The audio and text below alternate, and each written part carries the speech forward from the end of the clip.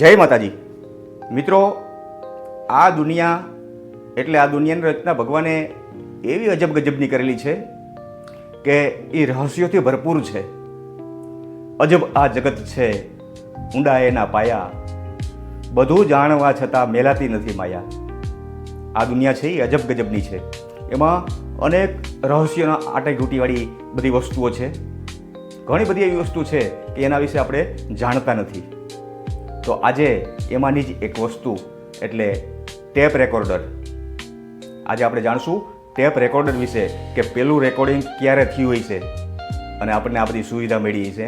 તો મિત્રો, આખો વિડીયો જોઈજો તો તમને સાંભળવાની મજા આવશે અને ઘણું બધું જાણવાનું મળશે કે પેલું ટેપ રેકોર્ડિંગ ક્યારે થયું હતું. એકવાર લગભગ 1940 કે 1950ના દાયકામાં કાંચી મહાપેરિયેવા શ્રી ચંદ્રશેખર સરસ્વતીજીનો ઇન્ટરવ્યૂ લેવા આવ્યા હતા અને એ સમયે ટેપ રેકોર્ડનો ઉપયોગ પહેલીવાર થયો હતો. ત્યારે મહાન ચિંતક અને પિતાતુલ્ય મહાપેરિયેવામાંથી ત્યારે એક પ્રશ્ન થયો કે વિશ્વનું સૌથી જૂનું ટેપ રેકોર્ડર કોઈ જાણે છે? આ પછી મહાપેરિયેવાએ બીજું પણ વિચિત્ર અને વિચારવા જેવી વાત કરી કે વિષ્ણુ સહસ્ત્ર નામ આપણા સુધી આવ્યું કેવી રીતે? કોઈએ જવાબ આપ્યો કે ભાઈ ભીષ્મ પિતા દ્વારા. બધાએ સંમતિ દર્શાવી, આ બરાબર છે, ભીષ્મ પિતાએ પહેલી વાર વિષ્ણુ સહસ્ત્ર નામની રચના કરી હતી, બોલ્યા હતા એ. તો મહાપેરિયેવાએ પાછું પૂછ્યું કે ભીષ્મ પિતામહે યુદ્ધભૂમિ ઉપર કૃષ્ણની સામે વિશેષ ભક્તિથી એ બધા સહસ્ત્ર નામ કીધા હતા, વિષ્ણુ સહસ્ત્ર નામ. તો એને રેકોર્ડિંગ કેવી રીતના કરી રહી છે, કોણે કરી રહી છે? હવે આ સવાલ ઉપર બધા મૂંગા થઈ ગયા.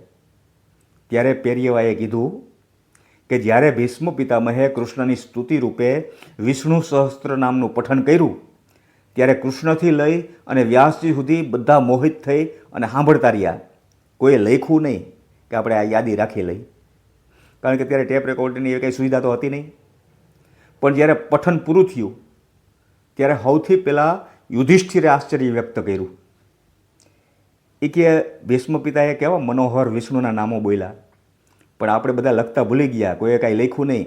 હવે તો એનો ક્રમય આપણને ભૂલી ગયો, પહેલું નામ કયું, બીજું નામ કયું. તો આપણે શું કરશું? હવે આ બધાની નજર છે ને કૃષ્ણ ભગવાન તરફ ગઈ અને કૃષ્ણ ભગવાન મરક મરક હસ્યા. કૃષ્ણ ભગવાન કહે કે ભાઈ, મારા કાને એ સમયે દાદાના આ શબ્દો સાંભળવામાં તલ્લીન હતા, એટલે મને કાંઈ યાદ રહ્યું નથી, હવે શું કરશું? ત્યારે પાછી બધાએ કૃષ્ણ ભગવાનને વિનંતી કરી કે આ અમૂલ્ય નામમાળા પાછી લેવી જરૂરી છે, કાંઈક કરો તમે. ત્યારે કૃષ્ણએ કીધું કે ભાઈ, આ છે ને એક વ્યક્તિ જ કરી શકે એમ છે. તો કે કોણ? તો કે સહદેવ. સહદેવજી પાસે એવી શક્તિ છે કે એ સાંભળેલી વસ્તુ પાછી પુનઃ સ્થાપિત કરી શકે. તો કે કેવી રીતે?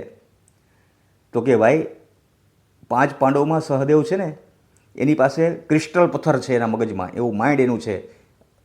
જો એ શિવનું ધ્યાન ધરશે તો એ ક્રિસ્ટલમાં રહેલા ધ્વનિ તરંગો છે એ પાછા પ્રાપ્ત કરી શકશે.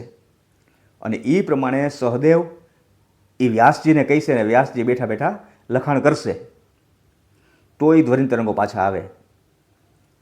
પછી આ પ્રમાણે સહદેવે વિનંતી કરી અને સહદેવ અને વ્યાસજી ભીષ્મ પિતાએ જ્યાં પઠન કર્યું હતું, સહસ્ત્રનામ બોલ્યા હતા, ત્યાં બેઠા અને સહદેવે શિવજીને ધ્યાન ધર્યું અને ક્રિસ્ટલમાં રહેલા સહસ્ત્રનામમાં જે ધ્વનિ તરંગો હતા એને પાછી મેળવવાની તપસ્યા કરી અને એની સિદ્ધિ એને મળી.